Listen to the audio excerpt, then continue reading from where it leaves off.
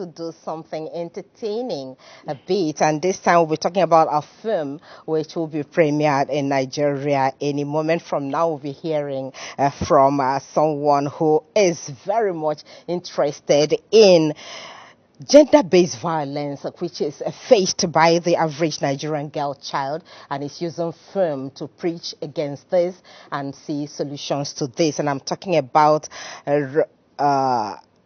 Roberta Okere right here in the studio, right?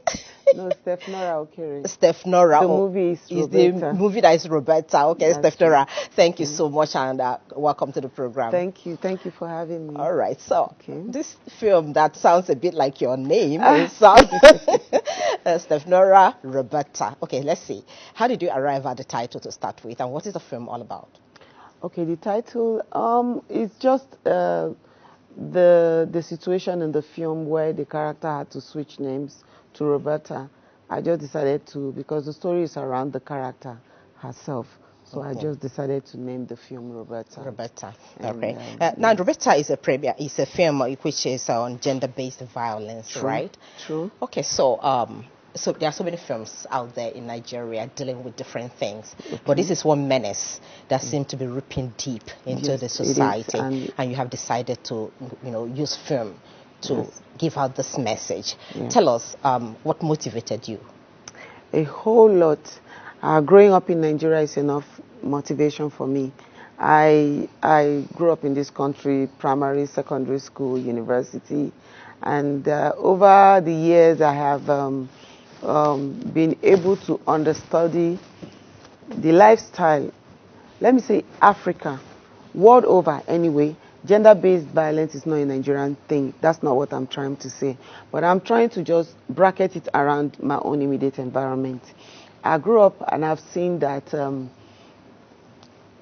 the crime is not because of your class, whether you're from a poor home or not. It's just something that is there, and it has been part of the society for too long that people are beginning to now relax and say, oh, it's there, well, it's part of us. No. So I figure at this time it's time to throw light on it and create some awareness and let people know what's going on. But my major target is the young girl coming up, because gender-based violence has different categories. There's so many ways you can abuse someone.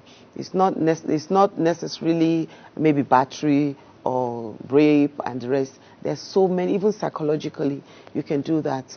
So my major target is the young girl that is coming up, and they are facing a whole lot of it, and it's fast becoming a lifestyle that people just say, it don't happen to you, it don't happen to me, to just shake it off. But psychologically, people get messed up because of really. this, yes. And it tends to live with anyone who has passed through this for a very long, Yes, almost throughout your life. For me, I had my little stint with it, and I always tell people, if I have the kind of family I have, if I went to school like I'm supposed to, I have the kind of career I have, and I still stumble on it, imagine that girl that does not have anybody to, she's less privileged, growing up not much to, make ends meet. How about that person? The one they will say in Nigerian parlance, you'll be in hot of soup. I'm telling you. in the pot of hot soup, I'm telling so to you. speak. All right, so Steph Nora, let's look at, I've read about you, really. Okay. You're an actress. Yeah, sure. And you have been doing this for quite a while. True. To an extent that you have even gotten an award for all this, even outside Nigeria. True. Tell us a bit about this. Okay, my journey to Nollywood didn't start from Nollywood. It started from when I was much younger. I always had my eye on what I am doing now, what I'm doing right now, which is being an actress, being into movies. And over time, I came into the industry. I've been in the industry for as far back as 1994, when I finished my university. And I've done everything there is to do: write, produce, act, support. I've been a vice president, Actors Guild of Nigeria. I've done everything there is to do. So I just figured right now, the only thing to do is to give back. And that's what has given me the mind to get to the level that I am now. doing Now, what I'm doing. Roberta seems to be the second film you're doing on this issue. No, No, on this okay. particular Yes, issue, yes, gender-based sure, sure. violence. Yes, So tell us about the first. The first one was on child abuse, but especially on the girl child. And the film I titled it Slave Masters, and I premiered it in Muson Center. Then the present First Lady of the country was the First Lady of Lagos State at the time, and she was in the hall. She graced the occasion with all the wives of all the local government chairmen for the event, and it was grandiose. He spoke about, this habit of a girl is 8-year-old, and he said, come and live with auntie, go and live with auntie. But he's not living with auntie. Auntie will she'll take care, I'll take care of her education. But it never happens. The girl stays at home and takes care of the children while the children and the family, do their normal lives. So that was the first for me. But having done that, I didn't think I should stop there, because it has now become for me something to pursue. I decided to go ahead and also have an NGO on this. So I went back to Auntie Remy, like I call her, the now First Lady of the country. I said, Auntie, you watched my film, you liked it. I want to run an NGO on this. And she supported me. She funded me to register my NGO at that time. And since then, I've been empowering young girls the little way I can. But mostly, I've decided to use film to tell the story, because that's my major constituency, so to speak. So now I have Roberta. Roberta is a bigger kind of gender-based violence on the girl child, because now it's in the society. It grew from runs now to hook up. Now you have escort women and you have girls. And people are tilting more to doing those sort of things other than being gracious, going to school, getting an education, and being the woman you really are supposed to be. And most of these girls, some do it because they're not well guided. Some is because of peer group. Some is because of the upbringing. And some because they are less privileged. So a whole lot of lessons to be learned from this Roberta film. Yes. So you say you wove it, around the character Roberta. Okay. So what happened to her in the film? Tell us a bit Yeah, about because it. I can't say much. I know. You want to premiere this really in Lagos. You will tell us about that. But If you say gender-based, if you say gender-based violence, you can already tell what happened. Roberta lived. She's a talented young woman, bright, intelligent, went to school.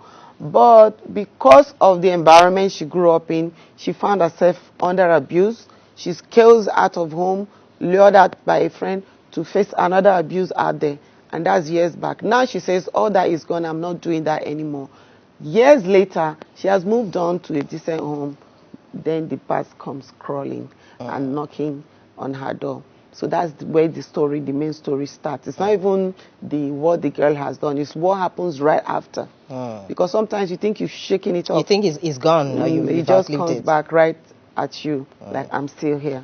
And that's to teach a whole lot of, most of our girls, a lesson that doing it now is nice. Later, what really might happen to you? What's going to happen? It's not always that good.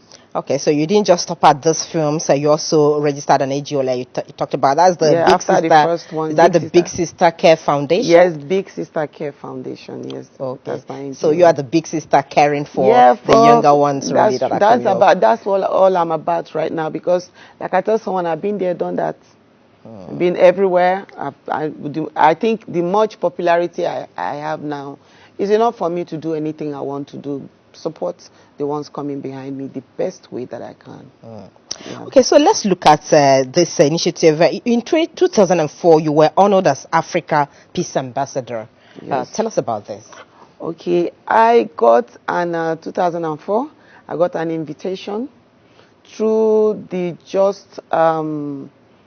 let's say the president of Liberia that just left, introduced me to. Then they just finished their the Liberian War, and I was invited alongside Tony Tetula and some other artists around West Africa for what they tagged I think you call Peace it Carnival. Kukatuno. Kukatuno. Kukatuno. That's Okay, that's the Liberian language, isn't yes, it was a peace carnival and disarmament plus I think plus anti-AIDS campaign. So I represented Nigeria, and it was a 10-day long activity. It was a carnival, football match, speeches, events, just to preach against violence and to also launch Liberia into the new dawn. They were strongly, there was a strong UN presence at the event, and Tony Tetula could not make it, so I was the sole representative for Nigeria. And after the event, I was given the award as the Queen of African Solidarity, and alongside other awards that they gave to me. So since then, I've been pursuing everything I can do around Africa to support the growth. So where's your crown? You should have brought it. Right here. As the queen. It's right here. All right, that's a good one. You know, it's interesting to see the Nigerians are doing great out there to project Nigeria, project Africa as well. The Queen of Africa Solidarity. And let's look at, you know, how you have brought this into helping the young ones in the society. What specific, you know, activities have you carried out since that award, and how many Nigerian girls have benefited, so to speak? Okay, fine. I told someone, I said, when, like we were told in school, when you write a piece of work, like you write a play and you just put it under, nobody sees it, it becomes closet drama. Nobody knows what you're doing. You're just the one. The only one that know what you're doing. Most of the thing I've done before now, I've just been doing on low key. Like, I'm just doing from the goodness of my heart. But someone says, no, without making so much noise, right? It's not really my style. I don't believe you want to help someone, you take a camera along, or you take a crowd along. But now I think these days, maybe to inspire other people to do more than you have done or are doing, I now have to bring it to the fore. So I can't begin to tell you, I did this, I did that, because it's been more individual. Auntie, I have this issue. Okay, go. What do you want to do? Salon, you want to learn to go to, you want to go to school, you want to do this, you want to do that. That's where I've been helping. Then I've been also shooting films, getting some of them recruited under I have a company, Afrovision Entertainment, that I produce films with. So, but right now, after Roberta, I intend to launch out real well. But as I'm doing it, you see what I'm doing, because I think that's the trend. Because I really wanted to ask you where you see yourself in the next 5 years after Roberta, because I know it's going to be a big one, really. Like you said, it's bigger than the first, Slave Master, and now you have Roberta. So what next are we expecting after this? After, I'm a filmmaker, all right. Roberta and Slave Masters is not my first or second film. I have produced about 13, 14 films. I just put in the market African Magic Hair. Then back in the day, it was marketers we used to give for Dumota and the rest of it. So 5 years on, I intend to do more films, but not necessarily gender-based films. Okay. I intend to write. I'm a writer, by the way. That's what I specialized on from Obafemi Awolowo University. So I write scripts. I'm going to produce more films, and I'm also hoping that I'm able to empower more young women. By the way, Roberta to me is a project film. It's not just about taking to the cinema or putting on Netflix or Amazon. I intend to take it around campuses and secondary schools to these young girls on free shows for them to learn. And then the show is going to be mentorship talk, speech, give and take, experience, then lessons from the film, vis-a-vis what you will see out there. More like an orientation campaign. So the students should be out there. You're going to do it something like a stage play for the students? Is that what you're thinking about? No, the film will show, and then from the film we'll have guest speakers, we'll have activities, we'll have students ask questions, we have mentors, talk to them. We'll also have people who have had experiences, get some mentoring. So it's supposed to be a holistic event where we can share, rub minds, and also mentor, then follow up too. From what we get from that event. All right. So tell us about this premiere. So when is it premiering? Where and how many people are expected? It's premiering tomorrow, 17th. Oh, it's just here. Just by the corner. I tagged it executive premiere. I live in Lagos. I don't live in Abuja. But I had to come all the way to Abuja because I want to bring it closer to the people that are responsible for this sort of crime against gender, male or female anyway, but I'm concentrating on the female gender. So I tagged it executive premiere because There are going to be more of government agencies, NGOs, organizations, corporate bodies who are biased to this situation, gender-based issue. So it's an executive premiere, and it's just about 120 people in the hall, specific kinds of people. Most of my colleagues will be there too. Where? So, and it's strictly on invitation, no tickets. So it's a Silverbed Cinema VIP hall. Red carpet starts 2 p.m. until the film shows, and I'm sure between 6-7 we should be done. All right, so let's get into the nitty-gritty when it comes to, helping the young girls. There are so many issues in the country today. People talk about gender-based violence, yes, but there are also for the young girls who you want to reach out to. We have things like the period poverty, which many of them are going through. We have those who are out of school for certain reasons. We have those who are being kidnapped, and probably raped in the bushes and all that. So from your message that you're giving to those who are listening to you now, how do you think people who have experienced this can come out of the trauma, really, so to speak? And then how those who are going through some kind of poverty in terms of period poverty can be helped by either government or individuals or even corporate organizations? Okay, so it's a whole lot. A whole lot, yes. And you can only take a fraction of it and see what you can do. But like I told you, I brought it home because of the authorities, I believe, that are concerned.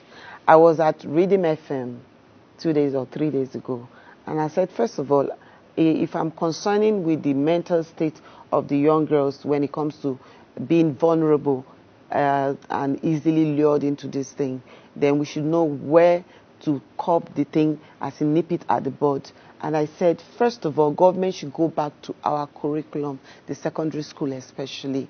It's not all about biology, physics. They're good, but it should infuse skill acquisition. It shouldn't be optional.